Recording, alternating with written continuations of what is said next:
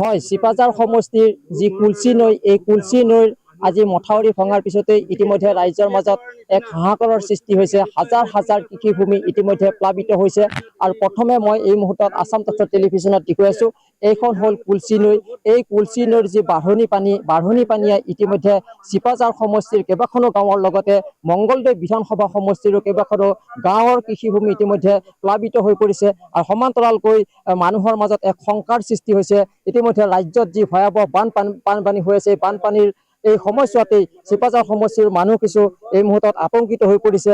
আমাৰ স্থানীয় লোক আছে, আমি তেওঁলোকৰ পৰা কিছু মন্তব্য আমি ল'বৰ কাৰণে প্ৰয়াস কৰিছো। প্ৰথমে আমি এই অঞ্চলৰ গাঁও প্ৰধান আছে, আমি তেওঁৰ পৰা আমি জানিব বিচাৰিছো এই সমগ্ৰ এই যিটো মথাউৰি যে ছিঙি গ'ল। হয়, কুলচি নদীৰ বাঢ়নি পানীয়ে যোৱাকালি আমাৰ মাথাউৰিটো সম্পূৰ্ণৰূপে প্ৰায় 30 মিটাৰ বা 10 মিটাৰ সেনেকুৱা হ'ব অনুমান, মই অনুমান কৰিব পৰা নাই যিহেতু।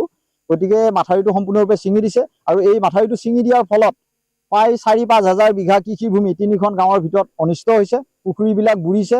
আৰু এই মাথাউৰিটো অতি নিম্নমানৰ বনোৱা বুলি মই অনুমান কৰিছোঁ, যিহেতু মাথাউৰিটো অতিকে সৰু আৰু সেইকাৰণে মাথাউৰিটো ছিঙি যোৱা বুলি মোৰ অনুমান হৈছে।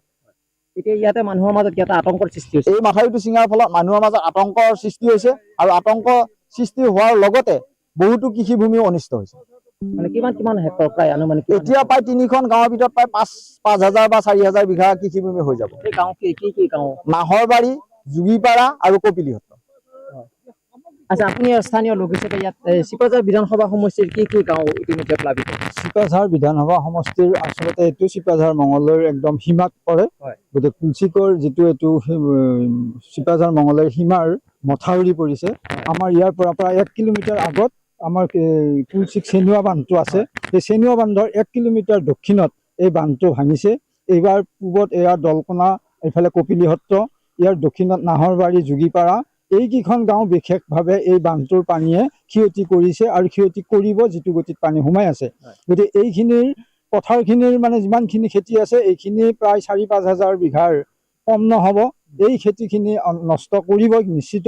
আৰু ইয়াৰ লগে লগে মীন পালকসকলৰো যে ফিচাৰীসমূহ বুৰিব, ক্ৰমান্বয়ে পানী সোমাই গৈ আছে, ফিচাৰী পাৰবিলাক বুৰিব আৰম্ভ হৈ আছে, ফিচাৰীবিলাকো যে গুচি যাব এইটো নিশ্চিত। গতিকে এই ক্ষেত্ৰত কৃষকৰ এই 4-5খন গাঁৱৰ ভিতৰত যথেষ্ট সংখ্যক কৃষকৰ ক্ষতি সাধন কৰিব এই সাধাৰণ বান্ধটো ভঙাৰ বিনিময়ত। গতিকে এই বান্ধটো ভঙাৰ কাৰণটো আপোনালোকে নিশ্চয় ইয়াৰ দৰ্শন কৰোঁতে আপোনালোকে বুজিছে, একেবাৰে নিম্নমানৰ একদম মানে মাথালি বুলি আচলতে এইটো ক'ব পৰা নাযায়। এইটো এটা সাধাৰণ ভোঙৰ পাৰ হিচাপত এটা পৰিগণিত হ'ব পৰা মাথালি। গতিকে এই মাথালিটো এটা কুলচিক নদীৰ এনেকুৱা প্ৰবল সোঁতত প্ৰটেকশ্যন দিব পৰা ইয়াৰ কেপাচিটি নাই, যাৰ বিনিময়ত আজি এই যোৱাকালিয়ে এইখিনি ভাঙি এতিয়া লাহে লাহে ভাঙাৰ প্ৰবলতাটো বৃদ্ধি পাইছে। হয়তো আৰু ইয়াৰ ভাটিবেলালৈকে হয়তো আৰু 2-4 কিলোমিটাৰ বহল হ'ব। গতিকে তাৰ লগে লগে বহল হোৱাৰ লগে লগে পানীৰ সোঁতটো ইফালে কিমান বাঢ়িব সেইটো অনুমেয়। গতিকে আমি ভাবোঁ যে আমাৰ বিভাগীয় পক্ষই আহি আচলতে এইটো কম সময়ৰ ভিতৰত যাতে প্ৰটেকশ্যন দিব পাৰে, তাৰ কাৰণে আমি এটা অনুৰোধ জনাইছোঁ। ইয়াৰ লগে লগে আমাৰ যিখিনি ক্ষতি হ'ব কৃষকৰ, এই ক্ষতিখিনিৰ ওপৰতো বিস্তৃতভাৱে আমাৰ গামবুঢ়াদেৱে কৈছে। গামবুঢ়াদেৱৰ এই বিষয়ত কেনেকুৱা ধৰণৰ ৰাইজৰ লগত পদক্ষেপ গ্ৰহণ কৰে, সেইটো তেওঁলোকে লাহে লাহে এইটো পিছলৈকে পৰিষ্কাৰ হৈ পৰিব।